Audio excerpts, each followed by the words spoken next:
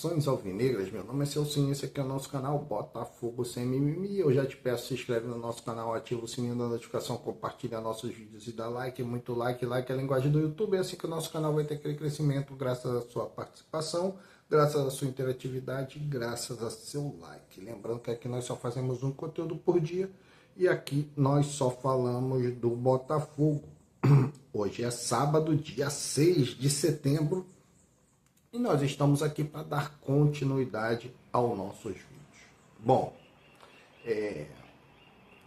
todos os botafoguenses já sabem, né? Nós atravessamos o período de data FIFA, uma média aí de 10 a 15 dias, que os jogadores, que o elenco não está completo, né? O elenco não está completo para os treinamentos.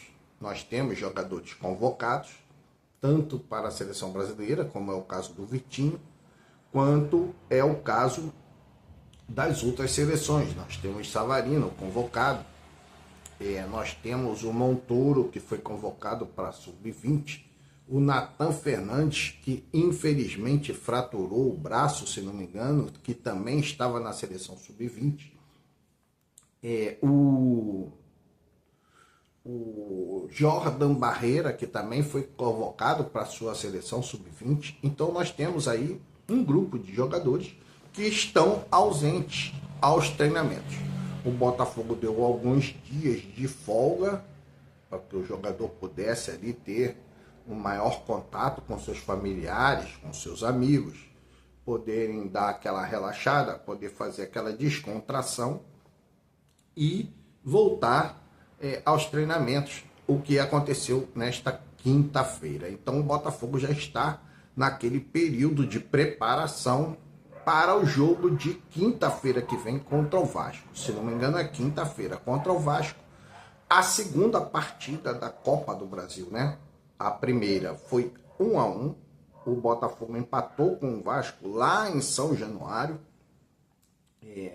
uma partida onde o Botafogo, em determinado momento, foi realmente dominado pelo Vasco. Não foi o jogo todo, mas num determinado momento do jogo, o Vasco passou a comandar as ações. E nós conseguimos resistir ou não conseguimos obter o resultado da vitória, mas não fomos abalados, porque o empate deixou em aberto a disputa, correto? Ruim seria se nós tivéssemos perdido o jogo, mas com o empate o jogo está em aberto, né? A partida, a classificação está em aberto e nós estamos aí na fase de preparação. Bom, eu estou aqui você vai ver. Eu tenho aqui um telefonezinho que está quebrado, ele não tem aqui o botão de liga e desliga, não tem o volume, aí nem é meu, ele era da minha esposa. E aí eu peguei esse telefone, porque não tenho como vender e não tenho como consertar. O conserto, você bota um negócio desse aqui, parece que o rapaz cobrou lá R$300. Isso no Xing Ling, né? Não foi autorizado não, Xing Ling mesmo. Nessas lojinhas, né, que consertam celular. E aí eu não vou consertar o celular porque não consigo nem vender ele por esse valor.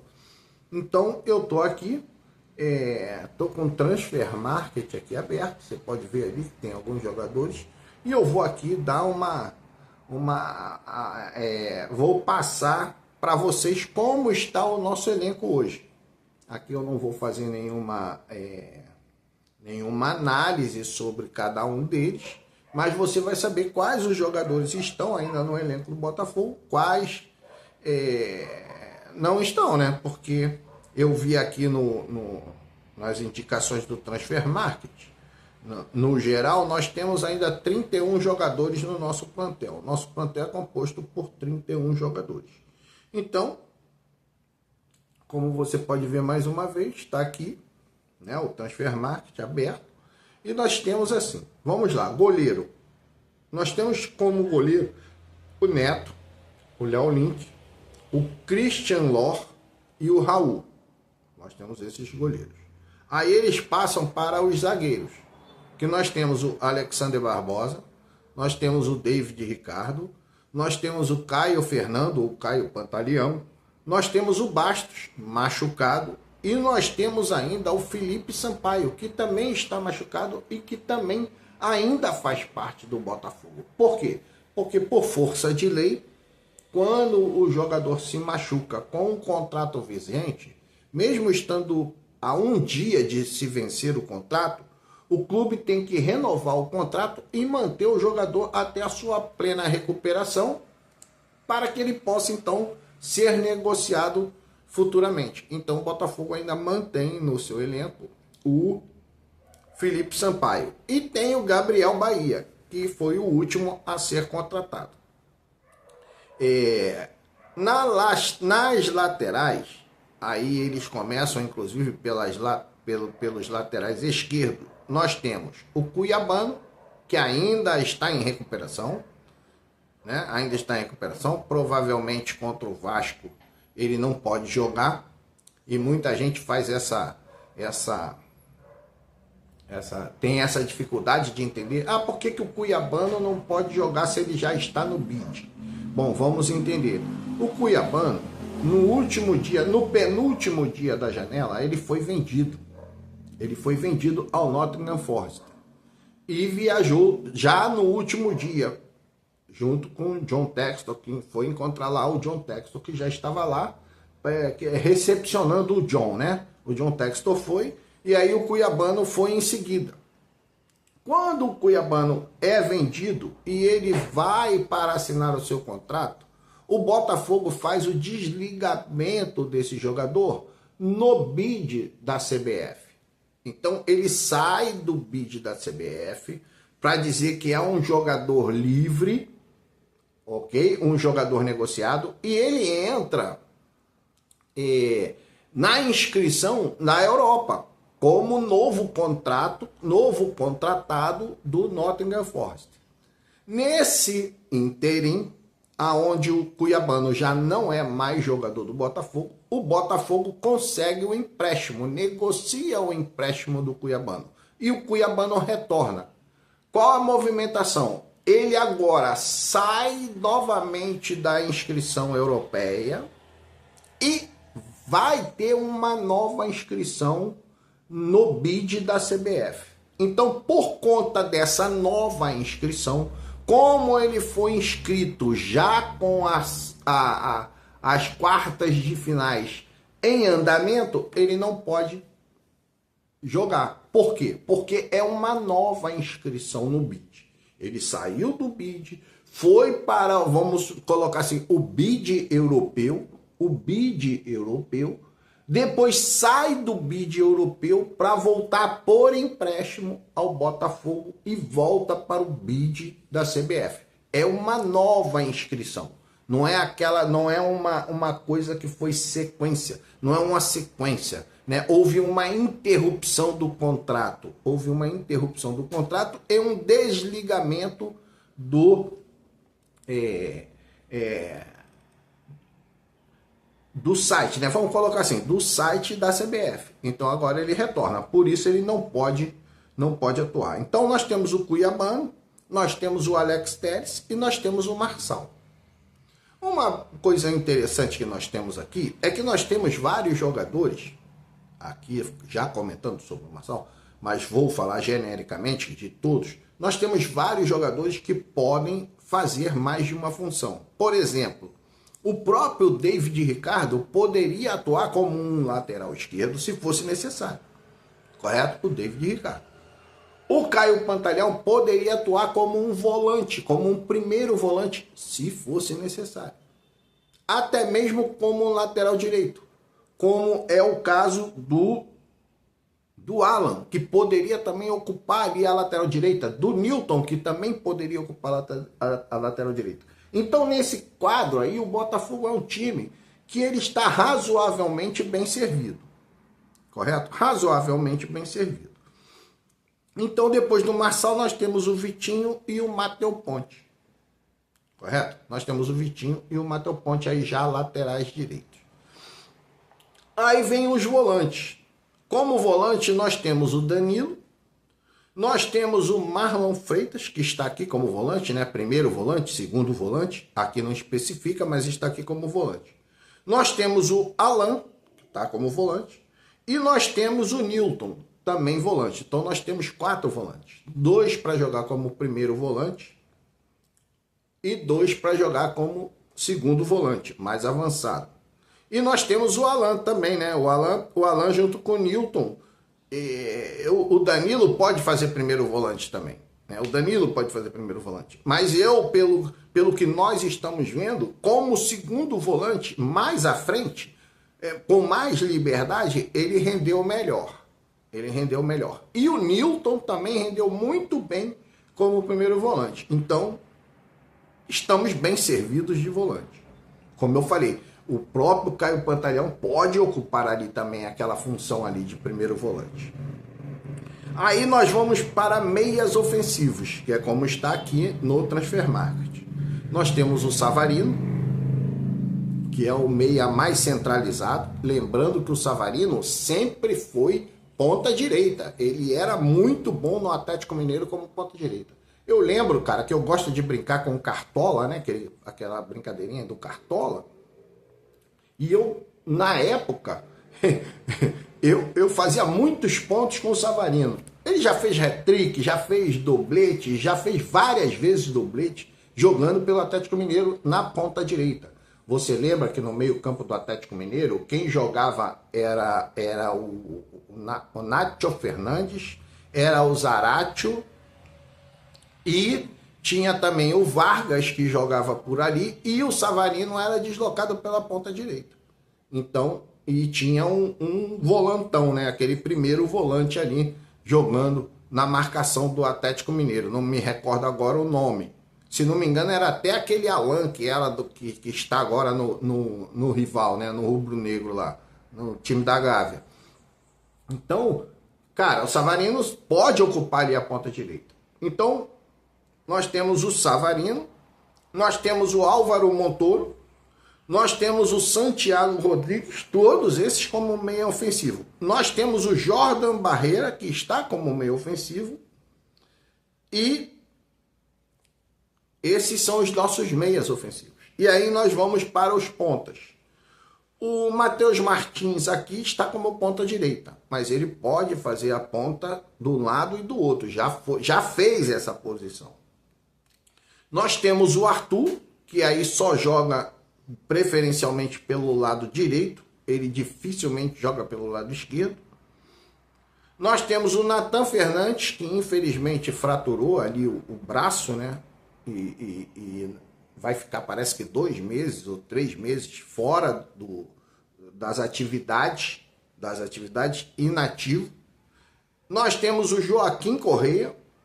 Joaquim Correia, eu já falei, cara, eu espero que ele, nesse período aí, ele possa começar a entender melhor, né, o sistema e se adaptar mais ao nível do futebol brasileiro. Eu ainda espero isso do Joaquim Correia.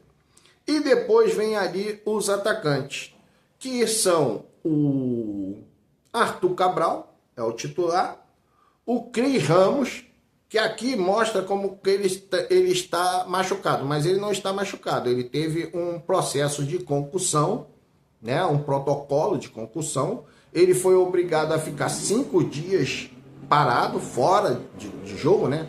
Sempre eles colocam assim, como o próximo jogo, né? O próximo jogo o jogador não pode atuar.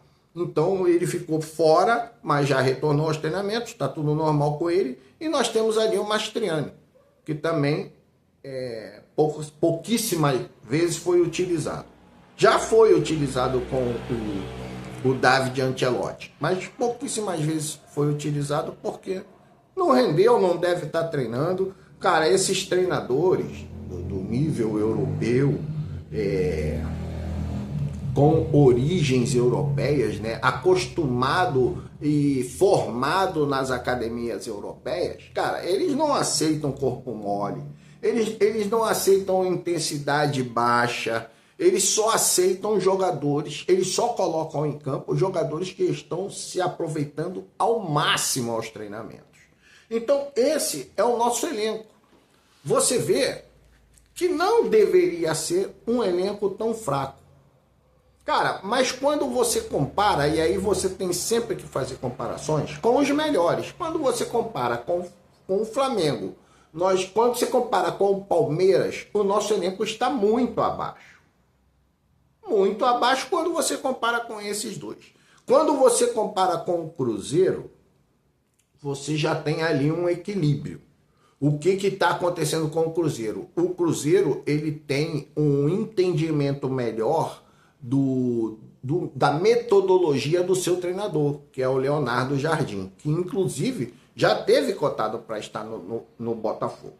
Então o Cruzeiro tem essa afinidade com a metodologia. Então recebeu bem, os jogadores conseguem implementar, né, executar a ideia do treinador, e o Cruzeiro está à nossa frente. À nossa frente também, se não me engano, está o Bahia, né, que tem essa mesma característica, vamos colocar assim como sendo característica. Eles entendem melhor o planejamento do Rogério Ceni do que os jogadores do Botafogo estão entendendo o planejamento do David Ancelotti. Eles estão executando melhor. Atrás disso vem ainda Mirassol, mas esses elencos aí, eles são inferiores ao do Botafogo. Mas dentro desse aspecto de entendimento, de filosofia, de metodologia, de treinamento, esses times estão executando melhor. O Botafogo começou agora, parece que encontrou ali uma formação, né? Um 11 mais ou menos adequado, né? Um 11 mais ou menos adequado, e conseguiu já os seus primeiros resultados, que foi vitória contra o Bragantino. No outro jogo vencemos também Juventude, vencemos alguns, empatamos com o Vasco levando aquele sufoco, mas isso aí faz parte do progresso. Então eu espero que agora o Botafogo, com esse período de treinamento, possa, o que eu falei inclusive no canal do Anderson Mota, falei no canal do Vitor do Fala Fogão, eu falei no Gigante Glorioso, eu falei, cara, na minha opinião, os treinamentos devem servir para aprimorar, né? Aprimorar bola parada defensiva e ofensiva, aprimorar a interatividade entre o nosso meio-campo e o nosso ataque, porque o nosso meio-campo está errando muitos passes, né? O último passe está saindo muito sem capricho, vamos colocar assim, está saindo muito sem capricho, então isso precisa ser realmente definido, né? Treinado, né? A repetição, já falei isso, a repetição é a mãe do ensino, então tem que repetir muitas vezes, e alguns jogadores encontrar a sua melhor performance, a sua melhor forma, né? Como o caso do Tuco Correia. Quem sabe até o Mastriani melhora, quem sabe, né? Tuco Correia, Mastriani, talvez uma possibilidade ali de Danilo e Marlon Freitas se entrosarem melhor, né? Conhecerem melhor um ao outro, o Arthur melhorar um pouco mais, né? O Jordan Barreira ter, então, oportunidades também. É isso que eu espero nesse período aí. E vamos trabalhar para o jogo contra o Vasco. Nós estamos aqui na torcida, estamos preparados já para acompanhar o jogo. Eu acompanho de casa, porque eu tenho problemas de saúde, e sou muito nervoso, fico muito nervoso vendo o jogo e não vou ao jogo. É